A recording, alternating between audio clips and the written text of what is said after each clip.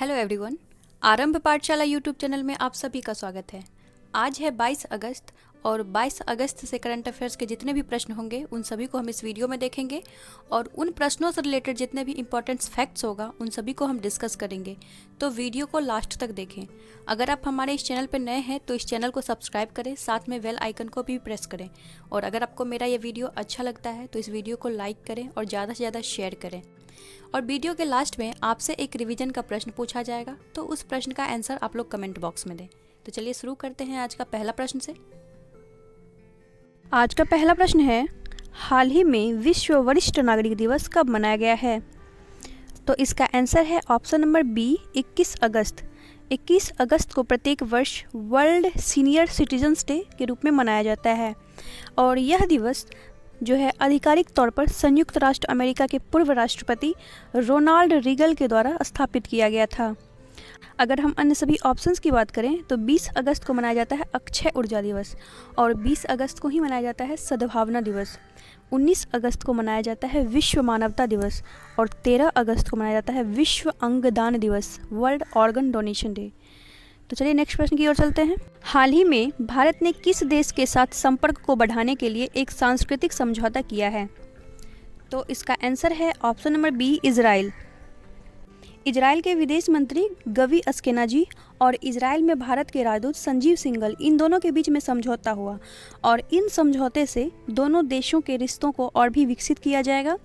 विशेषकर युवाओं में दोनों देशों की संस्कृति और इतिहास के बारे में जागरूकता को बढ़ाएगा। तो अब बात आई है इजराइल की, तो चलिए इसको हम वर्ल्ड मैप में देखते हैं। इजराइल का लोकेशन ये है, वर्ल्ड मैप में इजराइल का लोकेशन, और इसका जो कैपिटल है वो है जेरूसलम। इसको यरूशलेम भी कहा जाता है और यहाँ की जो करेंसी है वो है न्यू शेकल। प्रेजेंट टाइम में जो यहाँ के प्राइम मिनिस्टर है वो है बेंजामिन नेतन्याहू। इजराइल से एक और पॉइंट्स आप लोग याद रखेंगे कि इजराइल में एक स्थान है तेल अवीव और इस तेल अवीव स्ट्रीट का नाम बदल के जो है रविंद्रनाथ टैगोर के नाम पे रखा गया है। रविंद्रनाथ टैगोर के 159th बर्थ एनिवर्सरी पे इस तेल अवीव स्ट्रीट का नाम टैगोर स्ट्रीट रखा गया है। तो इतने सारे पॉइंट्स आप लोग याद रखेंगे। तो चलिए नेक्स्ट प्रश्न की ओर चलते हैं। हाल ही में केंद्रीय कैबिनेट ने देश के किस एयरपोर्ट को लीज पर देने का प्रस्ताव को मंजूरी दे दी है? तो इसका आंसर है ऑप्शन नंबर डी, उपयुक्त सभी। केंद्रीय कैबिनेट के द्वारा जयपुर एयरपोर्ट को, गुवाहाटी एयरपोर्ट को और तिरुवनंतपुरम एयरपोर्ट को, इन तीनों एयरपोर्ट को पब्लिक प्राइवेट पार्टनरशिप के तहत जो है इन तीनों एयरपोर्ट को 50 वर्षों के लिए प्राइवेट कंपनी के हाथों में सौंप दिया है। तो चलिए नेक्स्ट प्रश्न की ओर चलते हैं। हाल ही में फर्टिलाइजर एसोसिएशन ऑफ इंडिया के अध्यक्ष किसे नियुक्त किया गया है? तो इसका आंसर है ऑप्शन नंबर ए, किशोर रुंगटा। किशोर रुंगटा को फर्टिलाइजर एसोसिएशन ऑफ इंडिया के अध्यक्ष के रूप में नियुक्त किया गया है। तो चलिए नेक्स्ट प्रश्न की ओर चलते हैं। हाल ही में जारी की गई आईसीसी की बल्लेबाजी की टेस्ट रैंकिंग में शीर्ष स्थान पर कौन रहा है? तो इसका आंसर है option number A, Steve Smith. Steve Smith ICC की बल्लेबाजी की जो टेस्ट रैंकिंग जारी की गई है उसमें यह पहले स्थान पर है और दूसरे स्थान पर है विराट कोहली। और अब बात आई है आईसीसी की, तो चलिए इसके बारे में हम जानते हैं। आईसीसी की फुल फॉर्म है इंटरनेशनल क्रिकेट काउंसिल और इसकी स्थापना 1909 ईस्वी में की गई थी और प्रेजेंट टाइम में जो आईसीसी के चेयरमैन हैं वो है इमरान ख्वाजा जी और प्रेजेंट टाइम में आईसीसी के जो सीईओ हैं वो है मन्नू शाहनी। तो चलिए नेक्स्ट प्रश्न की ओर चलते हैं। हाल ही में किस राज्य में पोस्ट कोविड-19 फॉलोअप क्लिनिक की शुरुआत की गई है? तो इसका आंसर है ऑप्शन नंबर सी, तमिलनाडु। तो चलिए हम समझते हैं कि ये पोस्ट कोविड-19 फॉलोअप क्लिनिक क्या है। तो ऐसे लोग जो कोरोना वायरस से सफ़र करके ठीक हो चुका हो लेकिन आगे उसे अगर कोई अन्य बीमारी का सामना करना पड़ता हो तो ऐसे व्यक्ति को इस पोस्ट कोविड-19 फॉलोअप क्लिनिक के माध्यम से इलाज किया जाएगा। हाल ही में भारतीय रेलवे ने किस ड्रोन की शुरुआत की है? तो इसका आंसर है ऑप्शन नंबर ए, निंजा। भारतीय रेलवे ने एक निंजा नामक ड्रोन की शुरुआत की है। तो चलिए हम जानते हैं इसके विषय में कुछ। तो भारत सरकार के द्वारा 31.87 लाख रुपए की लागत से कुल 9 ड्रोन को खरीदा गया है और इस ड्रोन की सहायता से रेलवे की संपत्ति पर निगरानी रखी जाएगी और विशेषकर यात्रियों को भी सुरक्षा प्रदान किया जाएगा। और अब बात आई है भारतीय रेलवे की, तो चलिए आज हम रेलवे के विषय में कुछ रेलवे की स्थापना लॉर्ड डलहौजी के टाइम में 1853 में की गई थी और रेलवे बोर्ड की स्थापना 1905 में की गई थी। रेलवे का जो स्लोगन है वो है लाइफलाइन ऑफ द नेशन। अच्छा, पहली बार जब रेल चलाई गई थी तो वो मुंबई से थाने के बीच 34 किलोमीटर तक चलाई गई थी। स्वतंत्र भारत के पहले रेल मंत्री थे जॉन मथाई और प्रेजेंट टाइम में जो हमारे रेल मंत्री हैं वो है पीयूष गोयल और प्रेजेंट टाइम में जो हमारे रेलवे बोर्ड के अध्यक्ष हैं वो है वीके यादव।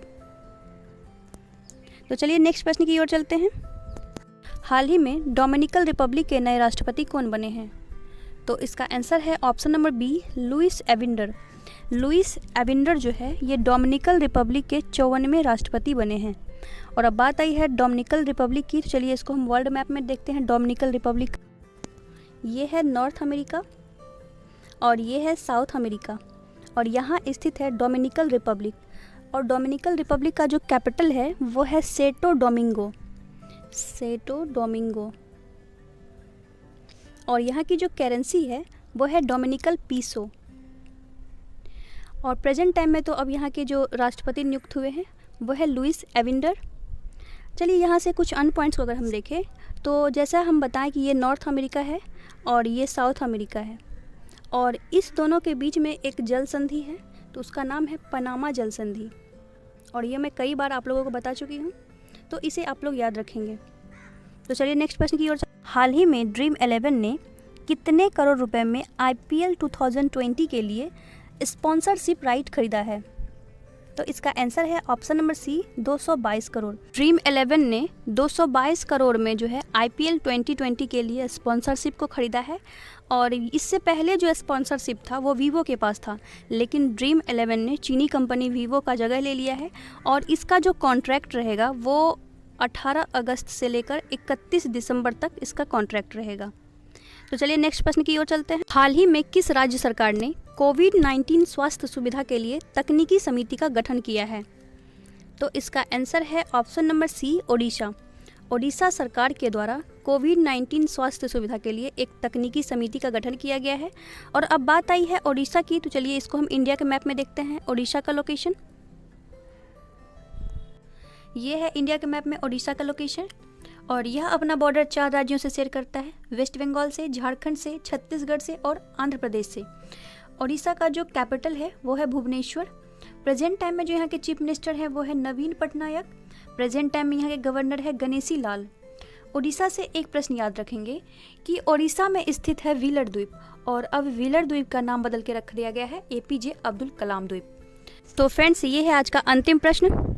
हाल ही में किस राज्य सरकार ने सेवारत और सेवानिवृत्त सैनिकों को ग्राम पंचायत प्रॉपर्टी टैक्स से छूट देने का निर्णय किया है? तो इसका आंसर है ऑप्शन नंबर बी, महाराष्ट्र।